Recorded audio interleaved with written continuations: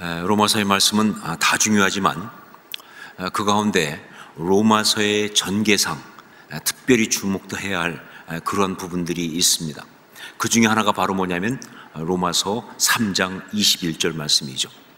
이제는 율법 외에 하나님의 한 의가 나타났으니 율법과 선지자들에게 증거를 받은 것이라. 로마서를 바울 사도가 자신의 신앙과 신학 그리고 사역의 계획 등 자기 신앙의 모든 것을 소개한 그런 말씀이라고 한다면, 이 로마서 3장 21절은요 바로 자기한테 임한 하나님의 은혜, 그 복음을 이제 본격적으로 말하는 그 부분입니다. 자, 그런데 그 말을 하면서 바울 사도는 이것을 굉장히 좀 극적으로 소개하고 있어요. 예를 들면 이렇게 말한 것과 똑같습니다. 자, 오늘의 주인공 예수 그리스도께서 등장하십니다. 뭐 이런 식으로, 그러나 이제는 율법에 하나님의 한 의가 나타났으니, 이렇게 극적으로 소개하고 있는 것이죠. 자, 그런데 이렇게 하나님의 구원의 은혜이신 예수 그리스도를 극적으로 소개하기 위해서 그 앞에 나름 분위기를 잡죠. 그야말로 길게 밑그림을 그리게 되는데, 그것이 바로 로마서 1장 18절부터 3장 20절까지 나오는 그 말씀이에요. 그리고 그 말씀은 한마디로 말하면 모든 인간은 죄인이다 라고 하는 겁니다. 모든 인간은 다 이렇게 죄인이기 때문에, 그래서 예수 그리스도가 오셔야 되는 거예요. 그렇게 지금 이야기하고 있는 것이죠. 자, 그 중에서 1장은 이방인의 죄, 즉 하나님을 알지 못하는 그런 인간들의 죄를 말하는 것이라고 한다면, 2장부터는 유대인의 죄, 즉 하나님을 안다고 하는, 신앙이 있다고 하는 그런 자들의 죄를 이야기하는 그런 것이죠. 자, 그런데 지난 시간에도 봤지만 그런 소위 선민사상, 즉 신앙이 있다고 하는 그런 자들의 그 죄의 핵심이 뭐냐? 그게 바로 교만이에요. 그런데 그 교만이 두드러지게 나타나는 것이 뭐냐면 바로 판단하는 것, 남을 판단하는 것, 스스로 교만해서 스스로 의롭다고 여기기 때문에, 그래서 다른 사람을 판단하는 바로 그것이라는 것을 아주 통렬하게 그렇게 강력하게 이야기하고 있는 겁니다. 물론 이것은요 사실은 누구보다 예수 그리스도를 만나기 전 자기 모습이죠. 바울 자기가 정말 율법에 열심일 때 어땠나, 바로 그거 고백하고 있는 거죠. 자, 그런데 이렇게 남을 판단하는 사람아 라고 하면서 이렇게 죄에 대해서 통렬하게 고발을 하면서 여기서는요 바울 사도가 이런 식으로 말을 하고 있습니다. 자, 내가 그렇게 의로운 척하면서 다른 사람을 판단하면서 다른 사람에 대해서 죄값을 매기고 있는 그 순간에 사실은 하나님께서 너를 판단하고 계시다는 거예요. 그런 너의 그 죄에 대해서 하나님께서 판단하고 계시는 것이다. 그래서 결국은 그 교만의 죄가 하나님의 심판의 날에 모두 값을 치를 수밖에 없게끔 그렇게 쌓여가고 있는 것이다 라고 말하면서, 여기서 바울 사도는 하나님의 판단하심이라고 하는 것을, 그 개념을 끌어내고 있습니다. 자, 그런데 여러분, 여기서 바울 사도가 이 하나님의 판단하심이라는 것을 이야기하고 있는 것은요 단지 그냥 남을 판단하는 사람들을 야단치고 그리고 경고하기 위해서만 가져온 개념이 아니에요. 로마서를 볼 때 우리는 그렇게 봐야 돼요. 어떤 죄의 책망을 봐도요 책망하기 위해서만 있는 게 아니에요. 그건 동시에 뭐예요? 우리가 정말 그러지 않아야 되는, 우리에게 꼭 필요한 중요한 메시지가 있어서 함께 주시는 거예요.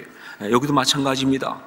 그러니까 남을 판단하는 사람들의 어떤 그것을 책망하기 위해서만 하는 것이 아니라 이 하나님의 판단을 가져오면서 바로 로마에 있는 성도들, 그리고 우리들에게 정말 아름다운 성도가 되기 위하여 어떤 판단을 해야 되느냐, 그 얘기하고 있는 거예요. 죄된 판단이 아닌 바로 진정한 판단을 해야 한다는 거예요. 그것을 어떻게 할 수 있는 것인지 바로 그 이야기를 함께 하고 있습니다. 1:1 제자영역 성경 공부를 보면요 하나님의 속성이라는 과가 있습니다. 자, 그런데 그 하나님의 속성이라는 과에 보면요 하나님께만 있는 성품, 즉 비공유적 속성이라고 해서 6가지가 나오고, 그리고 또 하나님과 사람에게 함께 있는 성품, 즉 공유적 속성이라고 해서 4가지가 나옵니다. 10가지나 나오죠, 그렇죠? 자, 그런데 이 앞에 하나님께만 있는 성품, 즉 비공유적 속성 6가지가 뭐냐? 그게 주권, 영원, 불변, 전지, 전능, 무소부재예요. 원래는 순서는 이렇지 않는데 제가 여러분 기억하기 좋으라고 좀 바꿨어요. 그래서 주권, 그 다음에 영원 불변, 그 다음에 전지 전능, 그리고 무소부재, 이렇게 6가지. 자, 그런데 이것은 하나님께만 있는 속성입니다. 우리는 영원하지 않죠. 우리는 전능하지 않죠. 하나님이 그러신 거예요. 그런데 이것은 어떤 의미가 있느냐? 바로 그 하나님이 우리한테 어마어마한 은혜예요. 우리 하나님이 영원하신 분이, 우리 하나님이 전지전능하신 분이, 어마어마한 은혜예요. 정말 우리가 받은 기가 막힌 은혜인 것을 이야기하고 있습니다.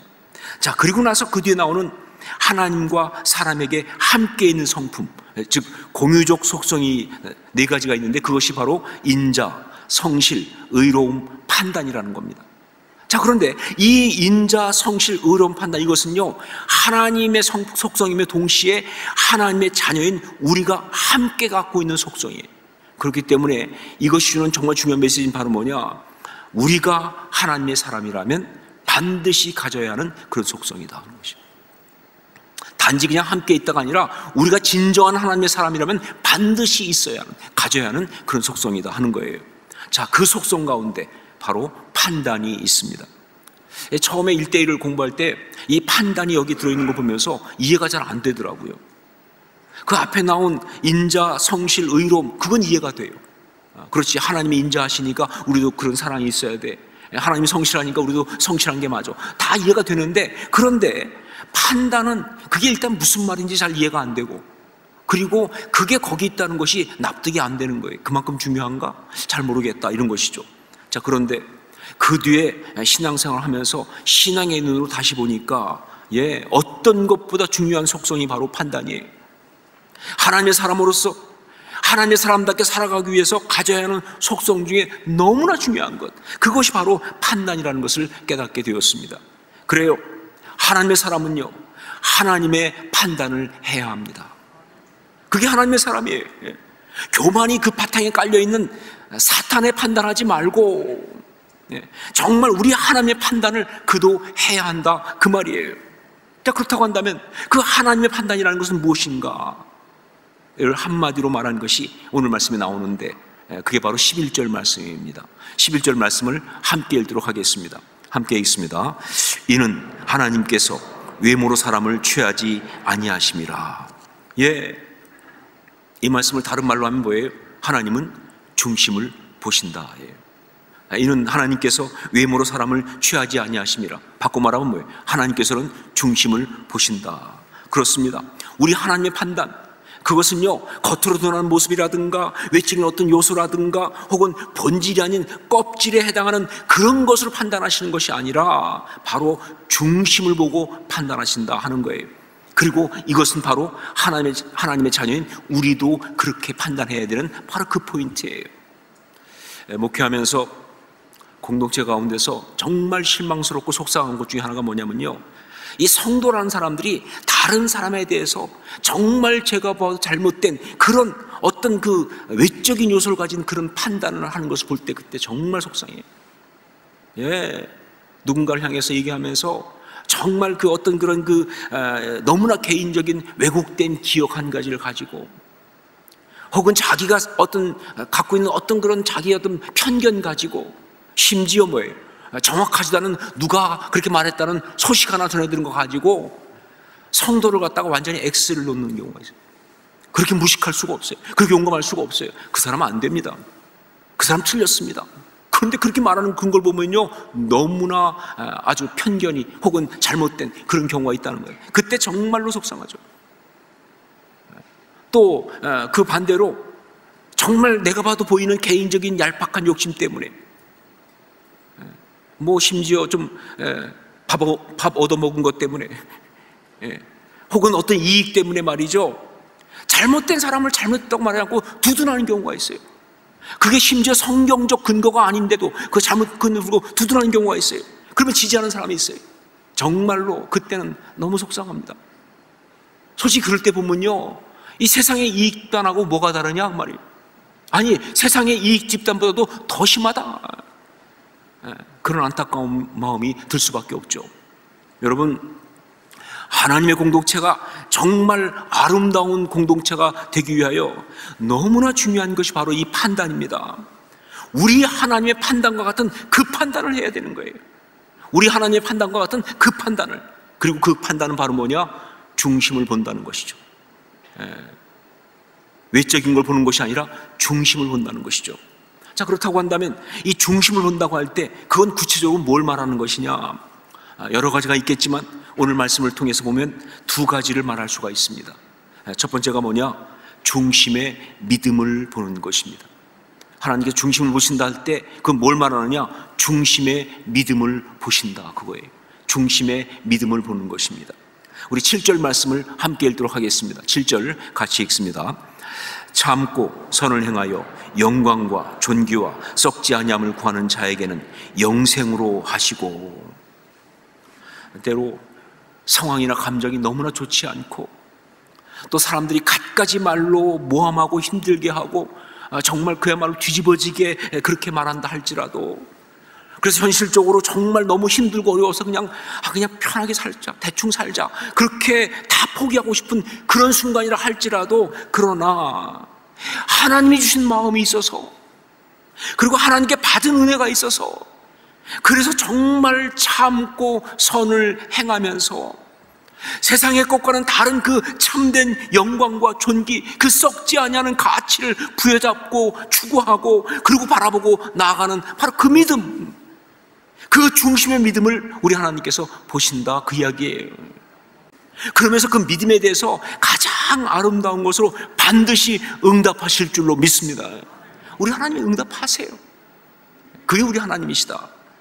우리 예수님의 경우도 그랬습니다. 여러분 복음서 보면 나오지만 주님께서 정말 병든 자의 병을 고치시는 기적 같은 역사를 행하실 때마다 성경이 말하고 있는 게 뭡니까? 그 믿음을 보시고 아니에요. 믿음이 있음을 보시고, 그 믿음을 보시고, 그 중심의 믿음을 보시고 역사하신 거예요. 그게 주님의 놀라운 기적과 치유의 역사입니다. 여러분, 바로 그렇기 때문에 우리도 하나님의 판단을 하기 위해서 사람의 중심에 있는 믿음을 볼 수가 있어야 돼요. 겉모습 보는 것이 아니라, 나타난 어떤 걸 보는 것이 아니라, 믿음 있는 척하고 말이죠, 위선 떨고 있는 그 위선을 보는 것이 아니라 바로 그 중심의 믿음을 볼 수 있어야 돼요. 이게 정말 중요한 거예요. 자, 그런데 그렇게 되기 위해서 중요한 게 뭐냐? 바로 우리의 영의 눈이 밝아야 돼요. 그냥 인간적인 어떤 욕심이나 상처에 의해서 영의 눈이 어두워져 있으면요, 그 마음속 중심에 있는 그 믿음을 볼 수가 없어요. 영적으로 깨어있고 영적으로 바르게, 정말 그렇게 밝게 있어야, 그래야 그 중심의 믿음을 볼 수가 있는 거예요. 여러분, 이런 판단이 있는 교회가 아름다운 교회입니다. 이런 판단이 있는 공동체가 아름다운 하나님의 공동체예요. 바로 그렇게 중심의 믿음을 볼 수 있는 그곳에는, 판단 있는 곳에는요, 바로 감동이 있어요. 그리고 따뜻함이 있어요. 이게 중요한 것이죠. 자, 그리고 두 번째, 중심을 본다는 것이 무엇인가? 그건 바로 중심의 죄된 동기를 보는 것입니다. 중심의 죄된 동기를 본다. 우리 하나님은 중심을 보신다라고 할 때 또 하나 중요한 중심을 보는 게 뭐냐? 하나님은 그 중심의 동기, 그 의도를 보신다는 거예요. 특별히 죄된 동기, 그 의도를 하나님은 간파하신다는 거예요. 여러분, 우리가 누구를 판단함에 있어서 정말 중요하게 봐야 될 게 바로 뭐냐? 이 동기예요. 그래서 영어로는 이걸 갖다가 영어권에서 아주 강조하는 말인데, 그게 바로 motivation이란 말이죠. motivation. 동기, motivation. 어떤 동기냐, 이게 중요해요. 지금 무엇을 어떻게 하냐보다 더 중요한 건 무슨 motivation, 무슨 동기로 그걸 하고 있냐가 너무 중요한 거예요. 겉으로 아무리 뭐 대단하게 말하고 거룩한 척 말하고 그리고 뭐 굉장한 어떤 그런 뭐 명분을 말하고 그래도 말이죠, 그 동기가 그게 악하고 추하고 욕된 것이라고 한다면 그건 추한 거예요. 그건 악한 거예요. 그리고 그 인간은 그런 인간인 것입니다. 이것이 정말 중요한 거예요.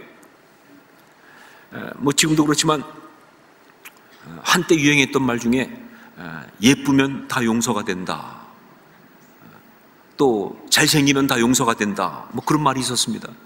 그러니까 아무리 잘못했어도 일단 예쁘거나 혹은 잘생긴 사람이라면 그냥 무조건 다 용서가 되는, 좀 웃자고 한 이야기지만 사실인 그런 이 사회에 있는 이야기. 근데 제가 볼 땐요, 이거는 우리 사회의 왜곡된 현상을 그냥 보여주는 말이 아닌가 싶어요.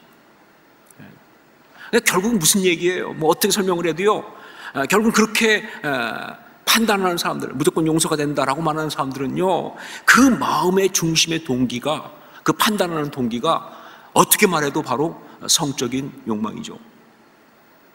예, 우리 사회는 그렇게 미쳐가고 있어요. 성적인 욕망이에요. 추한 욕심입니다. 그러고 있는 거예요. 그게 외모지상주의죠. 정말 많은 사람들이 스포츠 스타나 연예인들을 좋아하고 지지하는 이유를 보면요, 동기가 다 이런 욕망 혹은 어떤 이기심, 아주 우스운 그런 동기로 다 좋아해요. 대부분 다 그렇습니다. 뭐 저도 스포츠를 보는 걸 좋아하는데, 그런데 한 번은 그 스포츠 어느 종목의 한 선수에 대해서 제가 별로 좋아하지 않았어요. 특별히 관심도 많지 않았고 그냥 좋아하지도 않았어요. 그런데 어느 날부터 제가 그 선수를 굉장히 좋아하고, 그리고 정말 적극 응원하기 시작했어요. 이유가 뭐냐? 제가 어떻게 보니까 그 선수의 프로필이 나왔는데, 근데 거기 보니까 그 선수가 제 고등학교 후배더라고요. 몰랐어요. 근데 보니까 고등학교 후배예요. 물론 한참 차이 나죠. 나이가 뭐 저하고 몇십 년 차이 나니까. 그러니까 제가 나온 고등학교가 그 선수가 나온 고등학교가 같은 고등학교도 사실은 아니에요. 저 때는 뭐 시험 봐고 들어가지만 그때는 지금 평준화됐으니까 다르죠. 하지만 여하튼 간에 고등학교 후배인데 무조건 지지하는 거예요. 너무나 우스운 이기적인 동기다 하는 것이죠. 여러분, 근데 여러분 생각에 그게 뭐 이렇게 잘못됐습니까? 당연한 거 아닙니까? 사람 다 그런 거 아닙니까? 이렇게 말할 수 있어요. 예, 그래요. 이거 그렇게 잘못된 것도 아니고요. 그리고 다들 당연히 그럴 수 있는 거예요. 그런데 이게 이런 개인의 어떤 취향이나 취미 정도로 그치는 것이 아닌, 정말 공의를 굽게 하고 진리를 왜곡하면서 공동체를 무너지게 만드는 그런 것이라면요, 이건 정말 심각하게 잘못된 것이다. 예, 그 마음속에 있는 악하고 상한 동기를 가지고 어떤 세력을 만들고, 그래서 어떤 권력을 움켜쥐고 공동체를 그릇되게 무너뜨리는 그런 행동을 한다고 한다면요, 이건 정말 잘못된 것이다, 그 이야기예요. 바로 그런 동기가 악한 잘못된 행동의 대표적인 것, 그것이 바로 공동체 속에서 당을 만드는 거예요. 당파를 만드는 거예요. 우리 8절 말씀을 함께 읽겠습니다. 8절 같이 읽습니다. 오직 당을 지어 진리를 따르지 아니하고 불의를 따르는 자에게는 진노와 분노로 하시리라. 여러분, 이 당을 짓는다는 것, 이것은요, 공동체 속에서 자기의 악한 욕심을 이루기 위해서 사람들을 선동하고, 그러면서 그 악한 자들과 결탁하고, 그러면서 다른 사람을 갖다가 공격하고, 그러면서 공동체를 그릇되게 장악하는 아주 불의한 행동이다, 그런 얘기입니다. 그야말로 나쁜 의미에서 정치적이다 하는 얘기죠. 그렇죠? 자, 이런 자들이요, 겉으로 내세우는 명분을 보면요, 그럴듯합니다. 예, 공의를 내세워요. 혼자 세상 공의를 다 하는 것처럼 말이죠. 대의를 내세웁니다. 예, 그리고 진리를 표방합니다. 하나님의 뜻을 들먹이고 하나님의 영광을 들먹입니다. 하지만 그 중심에 있는 그 동기는요, 추한 권력 욕심일 뿐이에요. 자기가 인정받고 싶다는 거예요. 자기가 주목받고 싶다는 거예요. 자기가 정말 지배하고 다스리고 싶다는 거예요. 그런 자기중심적인 그 욕심, 욕망이 그 중심에 있는 것이다. 여러분, 우리 하나님은요, 바로 인간의 그 속에 있는 그 동기, 그 숨은 오이들을 정확하게 보시는 분이에요. 정확하게 보실 뿐만 아니라, 예, 우리 하나님은요, 너무나 단호하게 처치하시는 분이십니다. 그래서 오늘 말씀에도 보면요, 바울 사도가 이렇게 말했습니다. 오직 당을 지어 진리를 따르지 아니하고 불의를 따르는 자에게는 진노와 분노로 하시리라 그랬어요. 그냥 진노 하나가 아니라 진노와 분노. 이건 헬라어로는 다르긴 하지만 뜻은 비슷한 단어예요. 그런데 왜 비슷한 단어를 왜 반복하고 있느냐? 강조하는 거예요. 반드시 하나님이 처치하신다고. 여러분, 어떤 인간도 우리 하나님을 속일 수는 없습니다. 예, 아무리 무슨 소리를 짓거린다 할지라도 말이죠, 아무리 포장을 기가 막히게 해도 말이죠, 하나님을 속일 수는 없는 거예요. 왜? 우리 하나님은 바로 중심을 보시기 때문에 그래요. 중심의 그 죄된 동기를 보고 간파하시기 때문에 그런 거예요. 여러분, 우리 하나님께서 그러하듯이 우리도 그렇게 판단을 해야 한다는 것이죠. 우리의 공동체가 정말 아름다운 공동체라고 한다면 바로 그렇게 그 속에 있는 죄되고 악한 동기를 간파하는 그 지혜와 영성이 있어야 되는 거예요. 우리에게 말이죠. 우리의 판단이 그래야 되는 거예요. 그런데 그러지 못하고 그 어떤 그런 죄된 동기를 보지 못하는 정도가 아니라 거기에 함께 부하내동해가지고 말이죠, 같이 당을 만들고 있어요. 그럼 그 공동체는 소망이 없다는 거예요. 그건 진짜 그건 악하고 추한 공동체예요. 너무 답답하고 너무 안타까운 거죠. 그렇죠? 여러분, 정말 그 악함을 정확하게 파악하고 판단할 수 있어야 한다는 것, 이게 중요합니다. 그래야만이 그 공동체가 깨끗한 공동체가 됩니다. 여러분, 아름다운 공동체의 두 가지는요, 바로 따뜻한 공동체 그리고 깨끗한 공동체예요. 이 둘은 같이 있어야 돼요. 그러니까 어떤 공동체가 따뜻하긴 정말 따뜻한데 그런데 좀 더럽다, 지저분하다, 그러면 아름다운 공동체가 아니에요. 반면에 또 그 어떤 공동체가 깨끗하긴 너무 깨끗해요. 그런데 정말 살벌하게 차갑다. 진짜 뭐 정의라고는 찾아볼 수 없고, 그러면 그것도 아름다운 공동체가 아니에요. 진짜 아름다운 공동체가 되려면요, 따뜻하고 그리고 동시에 뭐예요? 깨끗해야 돼요. 성경이 바라보고 있는 공동체는 그런 공동체입니다. 출애굽기에서 하나님이 율법을 통해 그리고 있는 공동체는 그런 공동체예요. 따뜻한 공동체, 깨끗한 공동체. 자, 그런데 바로 이 따뜻한 공동체를 이루는 그것은 뭐냐? 중심의 믿음을 보는 것이 따뜻한 공동체이고요. 겉은 아니어도 그 중심의 믿음 있는 걸 보고 받아들이는 건 따뜻한 공동체가 됩니다. 감동이 있어요, 여기. 그리고 그 중심의 악한 동기를 꿰뚫어 보는 것은 바로 깨끗한 공동체를 이루는 것입니다. 죄가 발을 못 붙이죠. 더러운 짓거리를 할 수 없어요. 깨끗한 공동체. 하나님은 중심을 보신다. 바울 사도가 인간의 죄 가운데 특별히 신앙이 있다는 그 인간들의 그 교만의 죄, 그것 가운데 대표적인 이 판단하는 것을 말하다가 덧붙여 말하듯이 말한 이 우리 하나님의 판단에 대한 아주 확고한 말씀이에요. 하나님은 중심을 보신다. 여러분, 이게 중요한 메시지죠. 그렇습니다. 우리는 바로 중심을 보시는 하나님의 판단 앞에 서 있는 사람들이에요. 이게 너무 우리한테 중요한 거예요.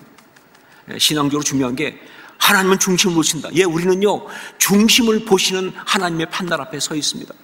그렇기 때문에 하나님을 속일 수 없고 하나님 앞에 위선을 떨 수 없을 뿐만 아니라 더 중요한 건 뭐냐?